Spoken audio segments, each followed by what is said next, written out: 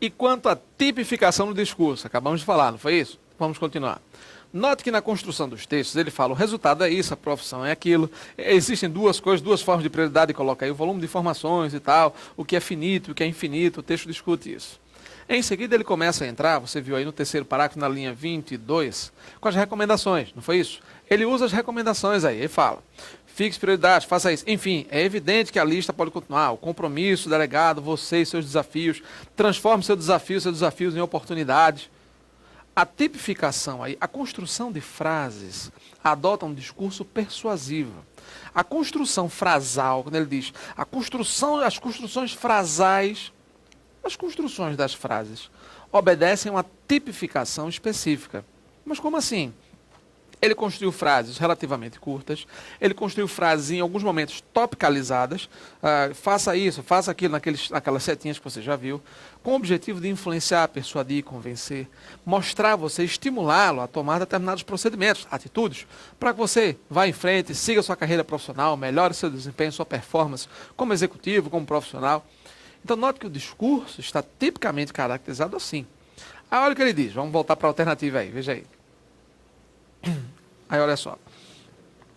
Quanto à tipificação, já vimos, observa-se que a construção das frases, estruturas de frases é só para rebolar, só para falar bonito, privilegia a função estética da palavra. Não há nada absolutamente de estético. Marcelo, o que é a função estética da palavra? Gente, é uma função, claro, é uma forma de aplicação da palavra para um veio artístico, visando, claro, aí, né, uma questão de poesia, poema, letra de música, construção de uma forma ou de outra musicalizada, metafórica, prosopopeica. Marcelo não entende nada. Poemas, músicas, né, as poesias e tal, os poemas, as letras de música, a forma de elaboração da frase, no discurso publicitário bem lapidado, bem elaborado, as frases de amor, pode ser o que for. A função estética da palavra, a palavra, ela adquire função estética quando ela passa a representar ou tentar representar beleza, sentimento, expressividade, amor, lirismo. Entendeu agora? Então, quando você fala em função estética da palavra, de uma forma ou de outra, você aborda especificamente aquela questão da palavra utilizada como veículo mesmo de arte, como uma forma, uma linguagem artística, uma palavra carregada de significado. Então você fala da linguagem conotativa, você fala do uso de figuras de linguagem, de metáforas, metonímias, etc. Entendeu agora? Aí ele disse que nessa estrutura de texto, a construção frasal e tal, prioriza o uso da função estética da palavra. Não tem nada absolutamente de estético aí. Do belo, do estilismo, do lírico, do épico, do dramático, não tem nada disso. Então você tem um estilo completamente focado numa linguagem mais objetiva, mais racional, mais concisa. Percebeu? Então, função estética, não. Texto literário. Ai, que saudade que eu tenho da aurora de minha vida, da minha infância querida que os anos não trazem mais. Meus 8 anos, Casimiro de Abreu. Claro, aí a palavra adquire um caráter estético, uma função estética exacerbada e tal, patente. Se eu digo, mesma coisa, minha terra tem palmeiras onde canta o sabiá, mesma coisa. As aves que aqui gorjeiam, não gorjeiam como lá, surradíssimo poema. Essa estrofe aí, daquele surradíssimo poema, belíssimo, de Gonçalves Dias, Canção do Exílio, poeta romântico também, que foi inspiração para o hino nacional, aquela coisa. É mais um exemplo da aplicação da palavra em sua função estética. Eu posso ter, por exemplo, a menção Castro-Alvina, ou a presença de Castro Alves, por exemplo, né? Senhor Deus dos desgraçados, dizei-me vós, Senhor Deus, se é loucura ou se é verdade, tanto horror perante os céus.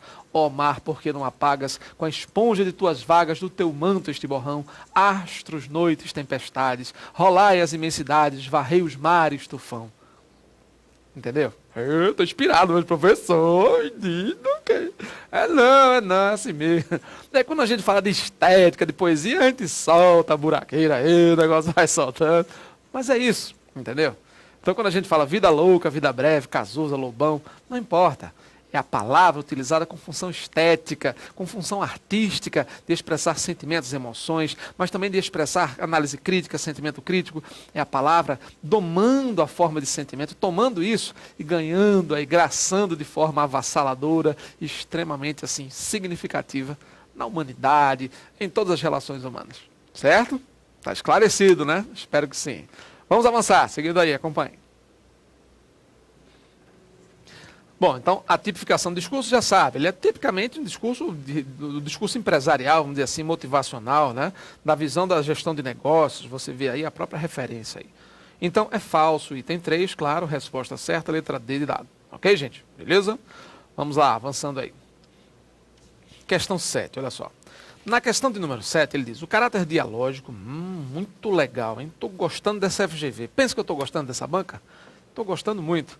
O caráter dialógico, pessoal, a dialogia não é só a questão do diálogo, tá?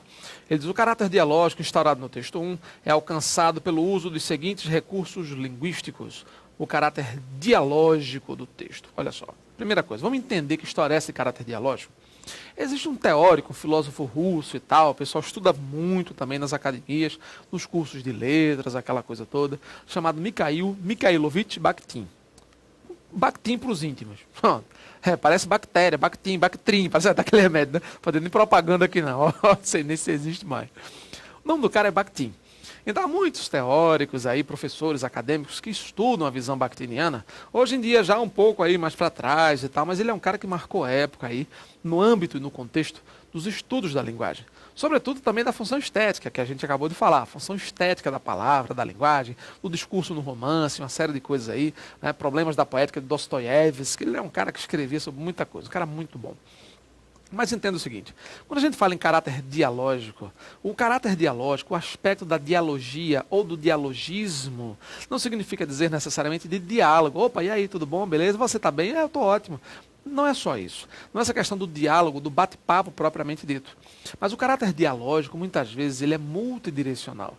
Ele ocorre quando um texto dialoga ou com outros textos, ou quando ele dialoga com o interlocutor, quando ele constrói uma forma de discurso em que você percebe que existe uma certa interação, uma perspectiva interacionista entre ideias, formas, pensamentos, onde o texto ele fala, ele interage, ele faz um intercâmbio, muitas vezes, na linguagem, com outros textos e com o pensamento do leitor, do interlocutor, do mediador, de todo mundo.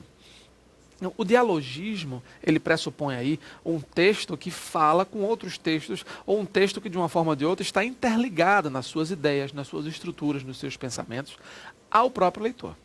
Então, quando ele fala nesse enunciado aí, especificamente de caráter dialógico, ele fala o caráter dialógico no sentido bakhtiniano mesmo da vida aí, ele coloca o seguinte, o texto ele interage, ele procura conversar com o leitor, ou o próprio autor do texto. Ele tenta fazer um texto, estruturar o discurso, de tal modo que a pessoa que leia sinta que o texto está dizendo isso para ela. Rapaz, o texto está conversando comigo. Eu sinto como se ele estivesse me dando orientações. Não é só um texto, entenda, que traz aquele caráter informativo, que fala sobre assuntos gerais, aquela coisa, mas é um texto que de uma forma ou de outra você sente essa aproximação. Faça isso, olha, não é que tal coisa não seja prioridade, tal coisa. Crie tal coisa, fixe valores, procure analisar tal coisa, vai ficar muito legal para você. Note, o texto ele tenta conversar com o leitor. Então, esse caráter dialógico, da dialogia, né, do intercâmbio de conhecimentos até certo ponto. Mas intercâmbio, a partir do momento em que a pessoa lê um texto e recebe aquele conteúdo, ela constrói significados. Ela vai construindo o âmbito de significação ao passo que ela vai lendo, juntando com os patrimônios intelectuais, com o acervo enciclopédico da mente da pessoa. Ela vai interagindo e construindo o sentido do texto. Entendeu aí? Então, o caráter dialógico é exatamente esse aspecto. Não é que o texto bata papo com ninguém. Mas, nesse caso aí, a forma como ele conduz o discurso, ele quer dar aquela ideia de conversa. Ele está interagindo com o leitor. Aquela perspectiva sócio-interacionista de Bronckart e outros teóricos aí. Certo? Vamos avançar? Olha aí. Estou gostando dessa FGV. Ela está bem acadêmica também. Ela traz algumas coisas bem legais. Muito jóia. Ó. O caráter dialógico instaurado no texto 1 é alcançado pelo uso dos seguintes recursos linguísticos. Marcelo, como assim recurso linguístico? Uso de palavras, uso de expressões, formas verbais, concordância, pontuação. Recurso linguístico é como se fosse, entenda mais ou menos assim, grosso modo, recursos gramaticais, certo? Mas não só o recurso da gramática, pode ser às vezes a posição de uma palavra na frase, entendeu? De recursos linguísticos vai desde o verbo, a pontuação, a concordância, a crase, vai desde o uso de uma vírgula deslocada, mudada de um lugar para outro. Recurso linguístico pode ser o uso de uma palavra mais dura e de uma palavra assim mais forte, mais contundente, em vez de uma palavra mais suave. Ou seja, recursos que eu posso utilizar com a linguagem. Desde a gramática até o uso e a seleção de palavras, a forma disso. Certo, gente? Ok? Mas quando você fala em linguística, geralmente é gramática, tá? Então você pode entender mais ou menos assim, recurso gramatical. Então, o caráter dialógico, o que foi que ele fez? Ó? Verbo no modo imperativo e presença de aposto especificativo. Gente, quando ele coloca em relação ao texto, à estrutura, o caráter dialógico, nesse contexto aí do texto, não se dá seguramente, né, pelo uso do aposto especificativo. A questão da especificação, você não vê praticamente esse tipo de estrutura do aposto especificativo caracterizando a dialogia desse texto. Até porque o aposto de especificação, você sabe, nome de pessoa, lugar, obra literária, não é isso? Ele cita essas coisas, que não é o caso. Verbo no modo imperativo, sim, realmente é uma forma indicativa. Marcelo, mas esse verbo imperativo aí, ele é responsável, assim, por esse caráter dialógico? Em que medida ele é responsável por esse aspecto da dialogia e tal? Simples. Quando ele coloca nessas setinhas aí, estou pegando aqui, ó. Quando ele coloca nessas setas, por exemplo, fixe prioridades, controle fatores, analise, crie, está falando com você. Ele está direcionando a linguagem para você, leitor. Então, está estabelecendo através do imperativo a dialogia. Entendeu aí? Como existem 3 pessoas no discurso, veja, eu não estou falando só de formas pronominais. Existem 3 pessoas no discurso. A pessoa que fala, que é a primeira pessoa, a pessoa com quem se fala e a pessoa de quem se fala. Lembra? Então você tem a pessoa que fala, a primeira pessoa, a segunda pessoa, a pessoa com quem se fala, e a terceira pessoa, a pessoa de quem se fala. Entendeu aí? Joia? Vamos seguir, acompanha aí. Olha só. Aí ele fala, verbo no modo indicativo, não. O indicativo não é responsável pelo caráter dialógico. O imperativo, sim. Porque o imperativo é uma forma verbal criada para você falar diretamente com alguém. Percebeu? Você vai falar diretamente com a pessoa. Joia? Ok? Verbo no modo indicativo, não. Pronome com referência à segunda pessoa do discurso, sim. De uma forma ou de outra, ele fala sobre a segunda pessoa do discurso, que é a pessoa com quem se fala. Ok? A referência à segunda pessoa aí. E não a pessoa de quem se fala, porque ele dirige a você, né? Fixe, faça, compre, vista, durma, entendeu? Ele se refere a você. Então, o verbo fixe você, veja você, a segunda pessoa do discurso, ou seja, a pessoa com quem se fala. Não pense que segunda pessoa aqui, gente, é importante não confundir, porque as pessoas pensam, pô, mas a segunda pessoa do discurso não é o tu, não é o tu e o vós? Entenda que os verbos no imperativo, eles se referem sempre à segunda pessoa do discurso, né? Faça, compre e tal. Então, eles nunca vão se referir a alguém de quem se fala. Pode observar que na construção do discurso imperativo, o verbo imperativo, você deve saber disso, você não tem o eu, ou seja, ninguém dá ordens a si mesmo, lembra? É uma marca do imperativo. O verbo no imperativo, ninguém dá ordens a si mesmo, você não tem eu. Só começa do tu em diante. E a segunda marca do imperativo, que você deve se lembrar, é bem mais pontual. As formas imperativas foram criadas para você falar diretamente com a pessoa. Você fala diretamente. Compra aí, meu irmão. Compra tu? Faça aí, meu. Cala a boca. Cale você. Percebeu? Cale você. Faça você. Não, faça você. O imperativo fala direto com a pessoa. Faça ele. Compre ele. Faça ela. Você vê que isso não existe. Então, o imperativo não foi criado para você falar a respeito de alguém. Entendeu? Então, o imperativo, o verbo no imperativo, ele sempre se refere à segunda pessoa do discurso. Mesmo quando ele é conjugado, quando o verbo é conjugado na terceira pessoa, né? Você sabe que até a suposta terceira pessoa, aí, que é o você, que é um pronome de tratamento, o pronome você, que é uma forma de tratamento, que é utilizado nos verbos fixe, acredite e tal, faça você, veja, compre você. O imperativo aí é um verbo, uma forma caracterizada na segunda pessoa. Está direcionando para a pessoa. Faça você, veja você, não, compre você, estude você, entendeu? Então, quando ele fala para a segunda pessoa, é a pessoa com quem se fala. É uma característica do imperativo, entendeu agora?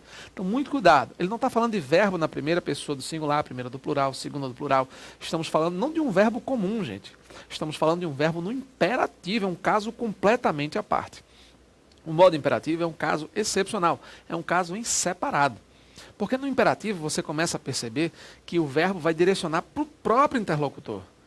Eu nunca vou usar o imperativo para falar de alguém, assim, para ficar me referindo a alguém, porque não é uma forma verbal em que você fale a respeito de alguém. No imperativo você fala com a pessoa. Entendeu agora? Então eu sei que muita gente aí deve ter confundido, você pode ter confundido, então alguém aí que está nos assistindo seguramente pode ter confundido. Não, mas é porque ele falou segunda pessoa, eu só vi fixe, não, é a terceira pessoa, fixe você, é terceira. É segunda pessoa do discurso, porque é a pessoa com quem eu falo, certo? Próxima aula a gente continua a análise dessa questão aí. Até lá.